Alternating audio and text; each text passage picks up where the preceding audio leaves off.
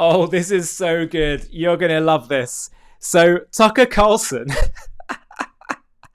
he interviews this archbishop from Jerusalem, now living in Jordan. And he wants to make his whole episode, his obsession as he's touring the Middle East, to be about how Christians are badly treated, are persecuted.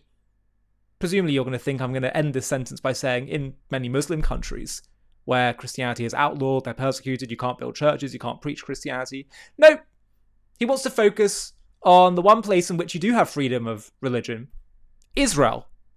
And he interviews this archbishop, hoping that he will take the bait on saying how terrible it is to be a Christian in Israel. But it actually looks like the archbishop gives a much truer picture than Tucker was hoping for. And in fact, his message of tolerance and toning down the anti-Jewish rhetoric seems to be directed at Tucker. Tucker keeps trying to get him to take the bait, and he won't do it. Let's have a watch. How are you treated in Israel? So I think, in many places in Israel, you are respected. There's freedom of movement. I can go in most places. There are places that are restricted to any civilian, if you know what I mean. Yes. But, in general, I can go in many places. Has someone ever spit at you? Yes. Why? The cross reminds them of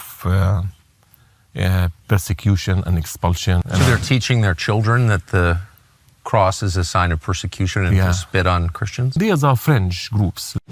By the way, just to pause for a second, good for him that he's at least acknowledging the deeply painful, horrendous history of Christian persecution of Jews, Inquisition, ghettos, expulsions, massacres, crusades, the list goes on. And he's acknowledging that maybe that might have something to do with the fact there's a bit of hostility. That's not to justify it, by the way. And this spitting thing he's talking about is extremely fringe. But good for him for at least acknowledging that there is this deeply painful history, which Tucker doesn't want to focus on. Instead, he seems to want to perpetuate it a bit. Oh, sorry, I think I've lost the place there. So they're teaching their children that the cross is a sign of persecution and to spit on Christians? These are fringe groups. To Christian churches and Christian clergy. Yeah, and again, these are like fringe groups, but we have, groups. And talking about, extremists, in every religion there is extremists. Of course. Outside forces. Oh, don't say that.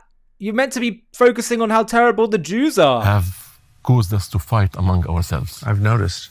Unfortunately, that's how we So see has the extremism in Jerusalem, has it become more pronounced? Is there more extremism now, do you think? There's more extremism, and I can see, and that's on every side. Oh, don't say every side. But right now, it seems like there's no Christian extremism. I haven't seen any Christian terrorism groups here. No, just the Jews, I wouldn't say like terrorist groups, Christian, but there are some who have extremist views. The Israeli Oh, poor Tucker. government is preventing Christians from celebrating Easter in Jerusalem? They're saying that for safety reasons, we're not allowing people in.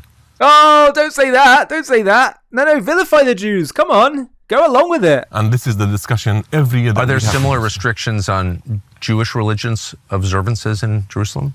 In Israel, generally, there are been some. There's been an incident in the north, in Meron. A bridge collapsed and 150 people died. Oof. And since that time, they were restricting more and more public worship. This is an honest guy. Shouldn't be so shocking to us in a sane world, people being honest. But it just shows you just how much of an agenda Tucker has here. Let's see the rest of this. Have a message to Christians in the United States? If you want to pray for whom your heart loves, okay, please don't divide us by your prayers. Don't further divide us by your prayers. We want you to pray for all the people of the Holy Land. Ooh. Look at his face there. Oh, I don't know how he feels about that. I mean, this is the the divider in chief when it comes to Jews and Christians, Jews and anyone really. Wow. I'm so glad that the Canary Mission highlighted this. But it shows you just how much Tucker has an agenda, has what I think I heard Charlie Kirk once referred to as destination journalism. He knows where he wants to go and works backwards from there. He wants to go to vilification of Jews, vilification of Israel, and works backwards from there. How else do we explain the fact that he'll go on a Middle East tour and his one obsession will be how Christians are persecuted in Israel? I mean, do you know what's happening in Nigeria right now? One of my Christian friends is actually bravely going there to provide humanitarian relief to the tens of thousands of Christians that are being persecuted and killed in Nigeria by Muslim militias. I don't know how much Tucker's talking about that. It seems instead he wants to focus his attention on Israel. If there was ever any doubt in your mind that Jew hatred is a disease of the soul and is a corruption of truth, of morality, of decency, and just leads to distortion, psychological distortion, moral distortion, well, I think Tucker Carlson should be your answer to that. Just quickly, we've all heard of heaven, hell, and the afterlife, and at some point I'm sure you've given it some thought, but the Jewish view is radically different from almost everything you've been taught, and once you hear it, it will change how you understand life itself. Have a watch of the trailer for our new JTV Plus documentary called Heaven, Hell, and the Afterlife, and you can watch the full film right now by clicking the link below in the video description. Across the world, the afterlife is described in simple terms. Heaven above, hell below, the devil waiting to tempt you, and a humanity born in original sin. But Judaism tells a story that is older, deeper, and far more hopeful.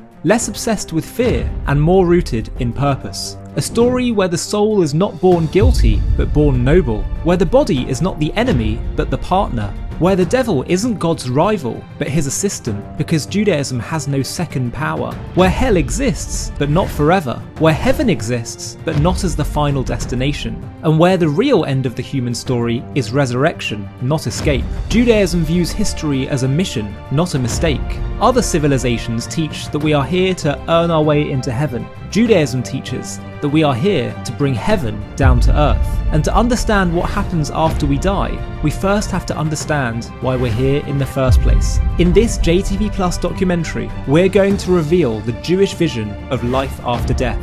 One of the most misunderstood ideas, but if understood correctly, can transform your very understanding of life itself. To watch this JTV Plus documentary and access much more premium content, click on the link in the video description.